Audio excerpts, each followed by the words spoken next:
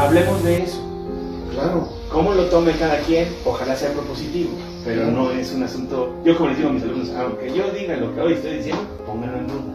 Entregar el siguiente garrafón al siguiente grupo, los hago ahí, les digo, a ver, entreguen el garrafón, ¿no? Y los otros como que, esto es como para qué, pero quien lo está entregando es de cuida. Cuesta mucho llenarlo, son muchas las acciones. Y te toca a ti, y a ti te va a tocar. Y eso equivale a hablar de las generaciones. Así ¿Qué le vamos a entregar a la que viene? Es correcto.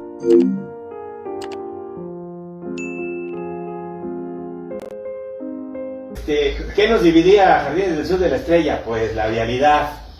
Pero decíamos, bueno, vamos a jugar fútbol en la canchita de Jardines, ¿sabes? Y luego, ¿cuándo vamos a la de la Estrella? ¿Dónde está? Solo después del río. Exactamente. Lo que era... El Caracol ahora y... No, había otra antes, ahí Ay... Donde ahora hay un fraccionamiento frente al seminario. Sí, ya sé, la de Caliza, ¿no? La Caliza, ajá, sí. Exactamente. Sí, ahí. Que había un buen de hoyos, ¿no? Sí. Pero mira, esos son los espacios, ¿me explico? Pero había canchas donde no podías entrar y canchas donde se sabía que todos entraban. Exactamente. ¿No? El concepto de público era mayor. Ahora, con la segregación y la tendencia de los fraccionamientos al interior, se ha perdido esa parte del tejido social. Es mi percepción, habría que medir. Pero se ha dado un asunto. Incluso el área de donación, que es para un bien común, si lo pones al interior y pones una reja. Es que el común se volvió al interior. Mi común. Mi común. No el común de la ciudad. O el común de mi grupo, al que ahora pertenezco y me da identidad. No del de la ciudad. Alguna vez una señora me dijo, no, es que nosotros queremos poner una reja. Es como si yo ahorita le dijera, vamos a poner una reja en el 5 de mayo. ¿Qué diría usted? No, pues que no, es lo mismo. Es exactamente igual, es un espacio público.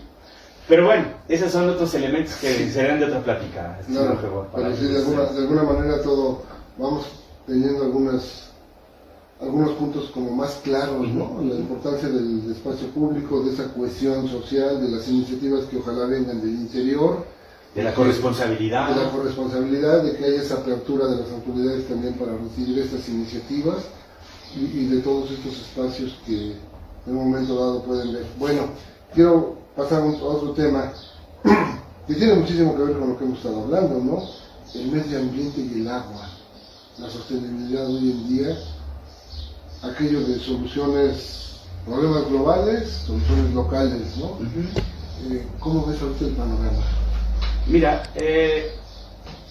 quisiera empezar en este tema que pones en la mesa con una reflexión teórica con respecto a una nueva etapa, una etapa que vivimos en el planeta como especie, que algunos teóricos le llaman antropoceno. Tú sabes, sabemos que el planeta ha pasado por un sinnúmero de eras, que para ello tomaron miles de millones de años o billones de años. No soy el especialista, pero hoy el antropoceno significa que pueden cambiar las características del planeta y las circunstancias del planeta en menos de 50 años. Y ese es un tema impulsado por la especie humana. No quiere decir que el cambio climático no haya existido. Exacto. Sino que lo hoy estamos induciendo o provocando. No, lo aceleramos.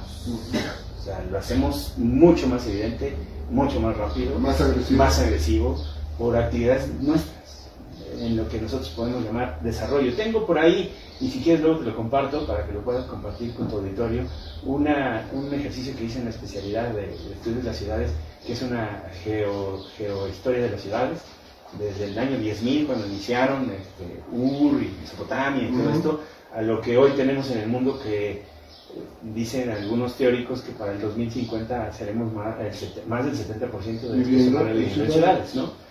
En ese escenario es importante tomar acciones para no llegar a escenarios que los científicos han marcado como catastróficos, ¿no? El día cero. El día cero. Sin agua. Y lo peor de todo es que nos avisaron ya desde hace un rato, y con todo y ese aviso hemos llegado a 1.5, ¿no?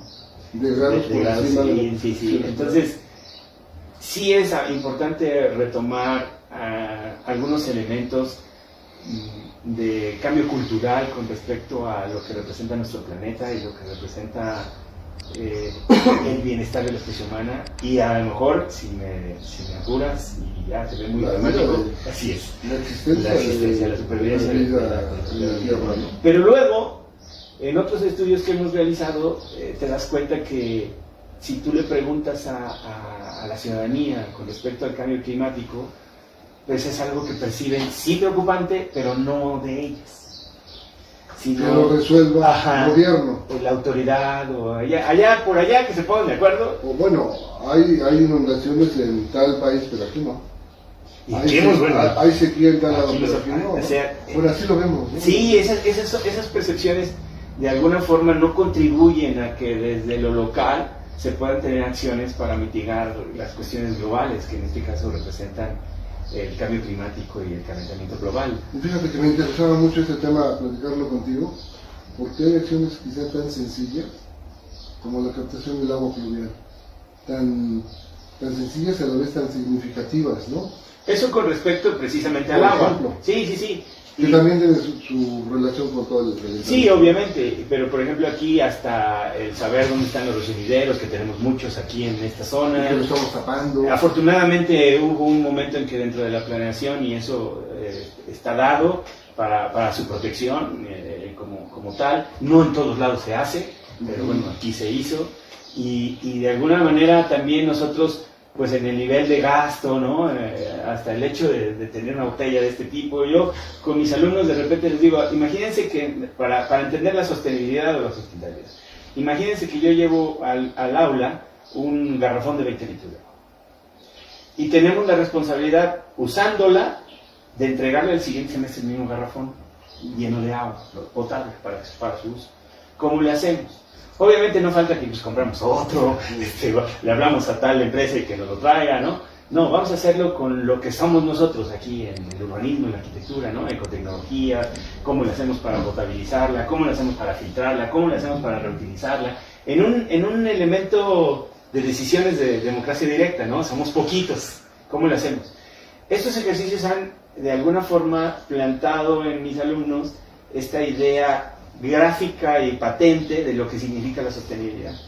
Y entonces a la hora de entregar el siguiente garrafón al siguiente grupo, los hago ahí, les digo, a ver, entreguen el garrafón, ¿no? Y los otros como que, esto es como para qué, pero quien lo está entregando dice, cuida, cuesta mucho llenarlo, son muchas las acciones. Y te toca a ti, y a ti te va a tocar. Y eso equivale a hablar de las generaciones. ¿Qué le vamos a entregar a la que viene? Es correcto. Pero entonces cuando nosotros nos platican, bueno, ¿y qué le vamos a hacer? Como que no lo personalizamos, pero esto es un ejemplo que puede servir mucho para graficar, bueno, para hacer gráficamente verlo bien, ¿no? No por una gráfica, sino por el ejemplo como tal. Y en ese sentido, si nosotros tenemos acciones, por mínimas que consideremos para ello, suman a todo ese esfuerzo, y entonces ya no sentir o percibir, que el tema del cambio climático y el calentamiento global es un asunto que le atañe a alguien más, ¿no? O yo no tengo por qué cuidar el agua. Nos atañe a todos. Hasta hace rato lo hablamos. En una ciudad caminable, pues deja el carro, camina. Entonces, entiendo que hoy la dinámica social es muy fuerte y hoy los tiempos son cortos y podemos poner una serie de elementos como tú los quieras ver, ¿no? Hasta de transporte, movilidad y todo esto. Pero ¿no? todo ayuda. Exacto. Y todas esas pequeñas acciones de cada quien, pues de alguna forma suman. Fíjate, ahorita me acordé, por ejemplo, Semarnat, en las condicionantes que te pone para autorizarte, cuando presentas la manifestación de impacto ambiental, te ponen las condicionantes. Ahorita me acuerdo de dos. Incluir accesorios economizadores de agua. Muebles y accesorios economizadores de agua. Lo mismo en lo eléctrico. Que las plantas sean endémicas, no exóticas, por la cuestión del riego, ¿no? Todo eso tendríamos que hacerlo nosotros, sin que nos lo pidan. Es correcto. ¿No? Tendríamos que buscar la implantación de quizá mingitoриos secos hasta en las casas, ¿no? Estos muebles que ahora gastan 2.5 litros por descarga, y no tener uno de 6, 12, 18. Pero, por ejemplo, tú y yo somos arquitectos. Sí. ¿Alguno de tus clientes le has puesto esto que acabas de decir en el papel? Sí. Exacto. Esos son los cambios. ¿Y qué crees? ¿Qué dicen? Me cuesta mucho contestar. Es correcto. Esa es la parte difícil. Y le digo, ¿tengamos una cisterna para agua pluvial? No. Ese tendría que ser reglamentado. Ya por ahí tenemos un vacío en el reglamento. Porque el reglamento dice tener instalaciones para mejor uso del agua. No, la instalación pluvial. Pero nunca te dice la cisterna es obligatoria, ¿no? Ahí lo interpretamos como cada quien queremos. No es el comentario no es un asunto de juzgar, para juzgar. No, es para como el objetivo de tu podcast, ¿no? De esta iniciativa. Hablemos de eso. Claro. Cómo lo tome cada quien, ojalá sea propositivo, pero no es un asunto. Yo, como les digo a mis alumnos, aunque yo diga lo que hoy estoy diciendo, pónganlo en duda, analícenlo, formen su propio criterio, ¿no? Al final del día. Pero también hace rato comentabas que hay decisiones de gobierno que tienen que resultar decisiones. Sí. Y el agua se está volviendo cada vez un tema más sensible y hasta de supervivencia. Es un tema sensible, es un tema de supervivencia y es un tema que tenemos que atender todos. Todos. Sí, yo sí pongo la cisterna y me ha costado mucho trabajo convencer a algunos propietarios. No, voy a esperar a ver si lo convenzo después porque no lo puedo obligar. Sí, son otros elementos los que conllevan a decisiones de ese tipo, pero al final del día creo que queda cierto grado de satisfacción en decirlo. La mayor sería hacerlo, ¿no? Y que quizá con ello pudiéramos ir haciendo estos pequeños pasos para favorecer el hecho de ser sostenibles con el recurso hídrico. Como quieras. Sí, estamos un último. Bueno, vamos a hacer otro receso y último para cerrar con esta primera plática y continuamos. Perfecto. Bueno, reiniciamos y vamos a hacer esta parte mucho más breve. Incluso a mí me gustaría que te conociera todavía más la gente, nos platicaras de tu trayectoria en la enseñanza, en la docencia, ¿no? Sí, con gusto. Pues mira, he tenido la oportunidad de ser profesor. Creo yo que ahí trae un tema de alguna forma familiar, porque mis padres se dedicaron, mi papá que paz descanse, el profesor José Vera se dedicó a la docencia, yo había transitado también por la política. De hecho, mi abuelo, Eduardo Vera Gutiérrez, fue alcalde de Mineral de la Reforma en los años 60. Mi mamá, que tengo la fortuna de tenerla todavía, es profesora, fue profesora, hoy ya jubilada. Entonces, como que venía en mi sangre el asunto de la docencia y lo he tomado con mucho gusto, con mucha responsabilidad y sobre todo con mucha satisfacción. He tenido la oportunidad de dar cátedra, clases en diferentes niveles, desde bachillerato y clase en la Escuela Superior de Atotonilco de Tula a alumnos de preparatoria, en ciencias sociales y desarrollo sostenible y ecología. Por supuesto, donde más he dado clases es a nivel licenciatura. Tuve la oportunidad de dar clases aquí en la Universidad de Tuyancingo. Algunos de nuestros colegas, hoy arquitectos, fueron mis alumnos, así es. También muy orgulloso de eso y de haber participado ahí.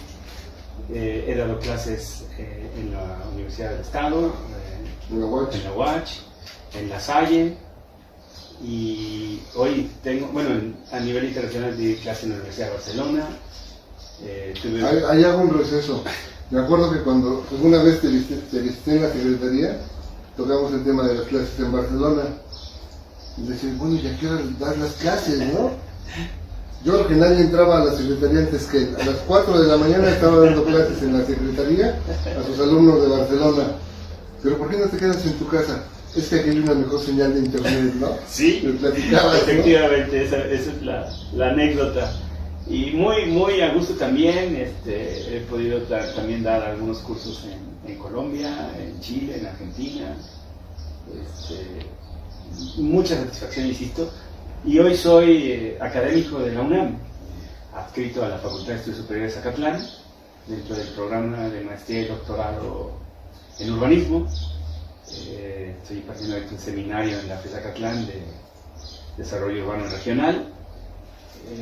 Insisto, muy satisfactorio de poder transmitir lo poco mucho que he podido saber o que sé, siempre con esa mirada crítica, con este tema de que puedan construir su propio criterio con bases o con fundamentos, dejen de sentir y sepan. De verdad, es una actividad que a mí en lo particular me gusta mucho, mucho, y hoy tengo también la oportunidad de ser profesor del Tecnológico de Monterrey. Me han invitado para participar en un excelente proyecto a mediados de este año que van a arrancar con respecto a las ciudades y las ciudades emprendedoras y sostenibles. Me han invitado, ya tuve bien comunicarme con ellos, hacer todo lo que administrativamente se tiene que hacer, y ahí estamos. Y yo creo que es una de las actividades que, más allá de la satisfacción, quiero estar realizando por mucho tiempo más. Claro. Oye, por ahí alguna vez platicamos de alguna posibilidad, no sé si vaya a ser a futuro, de que te ibas a integrar, o hay una posibilidad de integrarte en un organismo multinacional. Sí. No sé si iba a ser a futuro. Fíjate que era un proyecto de ONU Habitat, que de alguna forma recibí también ahí una invitación, tuvimos ahí unas entrevistas. No se ha consolidado del todo por diferentes circunstancias, hubo cambios al interior de la organización, tanto a nivel global como regional. En este caso la parte regional fue quien tuvo a bien contactarme y estamos ahí. Eso es lo que se va a dar adelante, ¿verdad? No se está dando, ¿ya? Pero las colaboraciones todavía no han sido tan oficiales, insisto, por estos cambios. Más sin embargo, sí hemos tenido ya participación ahí con ellos en una visión primero centroamericana y va a extenderse a ser latinoamericana. Sí, tus funciones iban a ser un poquito al principio en cuanto a Centroamérica y México. Es correcto, así es. Más Centroamérica, pero insisto, hubo ya los cambios. México también tuvo sus cambios a nivel federal, se están todavía acomodando algunas cosas. Más sin embargo, es una oportunidad que he tomado así, digámoslo, muy profesionalmente y con mucho compromiso, claro. Porque he de decirte que no es un asunto estrictamente remuneratorio. Sí. O sea, no, es un asunto de compromiso, de integrarse en esto que estamos hablando, ¿no? De corresponsabilidad y de estar metido en esto para que... De involucrarse en una iniciativa muy constructiva. Sí, ¿no? muy constructiva, y que desprende de otras, que ojalá tengamos oportunidad. Obviamente ya también por mis responsabilidades académicas, de investigador, pues este tema también lleva un tiempo porque hay que viajar y todo. Espero yo poder tener primero la salud y luego, por supuesto, la oportunidad de seguir participando ahí con ellos y poder acomodar dentro de todas mis actividades. No, pues mira, esperemos que se dé todo esto, que realmente para mí es un gusto que hayas aceptado la invitación para ser el primer amigo que viniera a esta iniciativa. No, de verdad estoy muy contento por tu amistad, tu aceptación a esto y porque estés aquí, por todo lo que has aportado hoy. Seguramente muchos, hasta los que tenemos una amistad más o menos cercana contigo, desconocemos un montón de cosas, ¿no? Y entonces también esto me parece que es muy importante para que sirva y te